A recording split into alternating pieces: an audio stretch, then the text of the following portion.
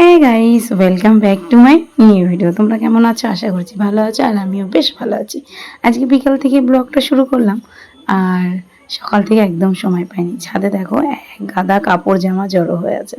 আজকেও বলবো গলার আওয়াজটা একদম খারাপ, পুরোটা ভয়েস হয়তো ক্লিয়ার আসবে না, তবে একটু অ্যাডজাস্ট করে দেখে নিও। পুরো ছাদময় কাপড় জামা, কারণ কিছুদিন ধরে একটা কুকুরের জ্বালায় আমাদের ঘরদোর পুরো একসা হয়ে আছে। কোথায় কী রাখবো কিছু বুঝতে পারছি না, আর এদিকে তো ঘরদোর ভেঙে সব ঠিক হচ্ছে, তাই সব কিছু এদিক ওদিক এলোমেলো হয়ে আছে। তো যাই হোক, ছাদে এসেছি এই কারণেই যে জামা কাপড়গুলো দুপুরবেলা রোদ্দুরে দিয়ে গেছিলাম, এখন সেগুলোকে তুলতে এসেছি। তার ফাঁকে গাছের দিকে একটু চোখ পড়লো। গাছের আমগুলোতে প্রায় পেকে পেকে গেছে, রোজেই দুটো একটা পড়ছে। সেই কারণেই একটু তোমাদের দেখালাম। এই আম পাকার জন্য অনেকদিন ওয়েট করেছিলাম, বেশ কিছুদিন হয়ে গেছে, মানে বেশ কিছু বছর হয়ে গেছে আমাদের এই গাছে খুব একটা ভালো আম হয় না। এবছর যেহেতু প্রচুর আম হচ্ছে, তাই ভাবছি যে গাছ থেকে পাকা পাকা আমগুলো পড়বে, এক একটা তুলবো আর তখন খাবো। আর এদিকে ছাদের গাছগুলো সবই নষ্ট হয়ে গেল, কারণ মিস্ত্রিরা যখন কাজ করছিল কলের থেকে জল নিয়ে একটুও ছাদে দেওয়া যাচ্ছিল না, কারণ ছাদে প্রচুর সিমেন্ট বালি ছিল, জল ঢালতে গেলে গড়িয়ে এসে সিমেন্টগুলো পুরো নষ্ট হয়ে যাবে। যাই হোক, আমার দোষেই গাছগুলো নষ্ট হয়ে গেল, আর কি করা যাবে। ইচ্ছা আছে যদিও, রোজের প্রায় বিকেলে জল দিচ্ছি যে গাছগুলো যদি একটু বাঁচে, কিন্তু জানি না কতটা কি বাঁচবে, বুঝতে পারছি না। এবার চলো, জামা কাপড়গুলো এক এক জায়গায় জড়ো করেছি, যার যেটা হয়, কোনোটা ছেলের আছে, কোনোটা আমার আছে, কোনোটা শ্বশুরের আছে। তো সেগুলোকে এক এক জায়গায় জড়ো করেছি, ওগুলোকে তুলে একেবারে কেচে নেবো। আর এই দেখো, এবারে হচ্ছে আমি করেছি আম তেল, আর এখনও মশলাপাতি দিইনি, সবে আজকে আমগুলোকে তেলের মধ্যে ভিজুক দিয়ে রেখে দিয়েছি। আর আমার মতন বলদ কে আছে বলো তো, পাকা আম দিয়ে আচার করছি, যখন কাঁচা গাছ ভর্তি আম ছিল একটুও সময় পাইনি। আসলে সেটা নয়, আমি আম জড়ো করেছি, মানে আম কেটে শুকনো করেছি, তেল রেডি করেছি, কিন্তু আমি যে কিসে আচারটা করব সেটাই রেডি করতে পারছিলাম না। যাই হোক, অনেকদিন খোঁজাখুঁজির পরে এই শেষের দিকে এই বোতলটা পেলাম, তো সেটাই আচার করেছি। আর আজকের ওয়েদারটা অনেক সুন্দর হয়ে আছে, বিকেলবেলা একটু হাওয়া দিচ্ছে, রাত্রে কিন্তু বৃষ্টি হবে বলেও মনে হচ্ছে। যাই হোক, এটা ওটা করতে করতে এখন অনেকটাই সময় চলে গেছে, আর প্রত্যেকটা আম এইরকমভাবেই দেখছি যে কোন আমটা পেকেছে কালকে সকালে আবার লাঠি দিয়ে পাড়া যেতে পারে। আর এদিকের গাছগুলো তো প্রচুর আম হয়েছে, এগুলো হচ্ছে কাকা শ্বশুরদের গাছ, ওগুলোকেও বড় বড় আম হয়েছে, কিন্তু ওগুলো ততটাও টেস্ট নয়। তো চলো, সেখান থেকে নিচয় নেবে কাপড় জামা সব নিচয় নিয়ে চলে আসার পর আজকে আবার সেই বিকেল থেকে ব্লগটা শুরু করেছি। বেশ কিছুদিন আগে একটা মানে ট্রেন্ডিং প্রোডাক্ট অনলাইনে দেখে আমার খুব ভালো লেগেছিলো, আজকে সেটাকে অর্ডার দিয়েছি।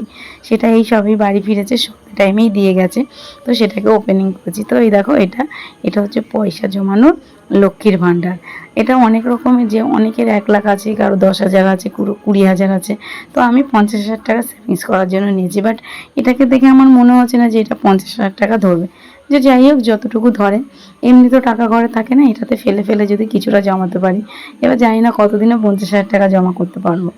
আর এখানে কিছুটা, বেশিরভাগ 100 টাকাই লেখা আছে, আর 200 টাকা, 500 টাকাটা ছটা, কারণ 500 টাকাটা আমার হাতে খুব একটা থাকে না, যেটা সত্যি সেটা বলতেই আমি ভালোবাসি। তো 100 টাকাটাই বেশি আছে, তো 100 টাকা ফেলে ফেলে, তো আজ থেকেই 100 টাকা ফেলে দিয়েছি। তো কতদিনের মধ্যে এই বাক্সটা আমি ভর্তি করে উঠতে পারি, সবটাই তোমাদের সাথে শেয়ার করব। তো সেই ভিডিওটা দেখতে গেলে তোমাদের আমার এই চ্যানেলে, ইউটিউব চ্যানেলটা সাবস্ক্রাইব করতে হবে, আর আমাকে সাথে থাকতে হবে, আর আমার অনেক ভালোবাসা দিতে হবে। আর ফেসবুক থেকে যারা দেখছো তারা সবাই ফলো করে দিও, তবেই ভিডিওটা তোমরা লাস্ট পর্যন্ত দেখতে পারবে যে আমি এটায় কত টাকা জমাতে পারলাম। তো আমার দেখে মোটেও মনে হচ্ছে না এটা যে এটা থেকে 50,000 টাকা জমাতে পারে। তো এদিকে দুটো খাপ দেওয়া আছে, একটা গোল আর একটা নোট। তো আমি প্রথমে ওই চৌকো পাড়াটা দিয়েই ফেলছি। তো যাই হোক, এটাকে এদিক ওদিক করতে করতে, আর এটাকে ঠিক দেখতে আগেকার যুগে যে রেডিওগুলো ছিল ঠিক সেরকম দেখতে, তাই না? তো এটাকে একটু দাম কস্টলি বেশি, 204 টাকা আমার থেকে নিয়েছে। তো এটা অনলাইনে খুব ভাইরাল, তাই আমার খুব ভালো লেগেছে। তো বিকেল থেকে চান করে আজকে চুলগুলো আর শুকনো করিনি, আর এখন হচ্ছে ওই চুলটাকে ছেড়েই শুয়েছিলাম। আর আজ বিকেলে একটুও ঘরের কাজে বসিনি, টুকটাক এটা ওটা করতে করতে আজকে রাতটাকে শেষ করেছি। আজকে ভাবছিলাম একটু বাজারে যাব, কিন্তু সারা বিকেলে এত ল্যাদ খাচ্ছে, আর একটু ভালো লাগে না।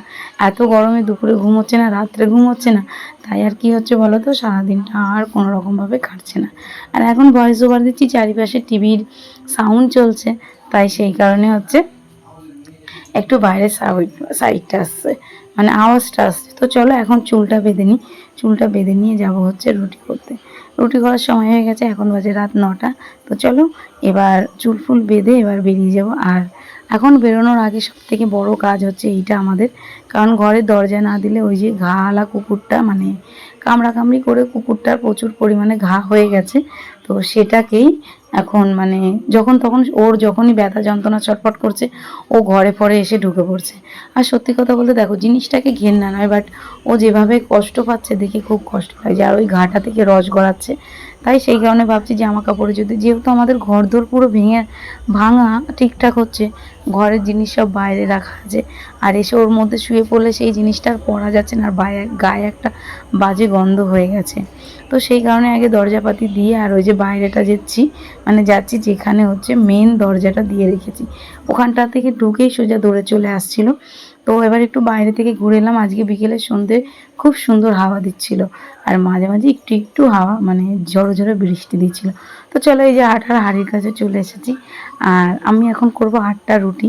তো ওই মেপে মেপে রুটি ওরকম করে নিলে পুরো যতটা রুটি করব, মানে ধরো 9টা রুটি করব, 9টাই ওরকমভাবে নিলে পুরো পারফেক্ট 9টা রুটি হয়।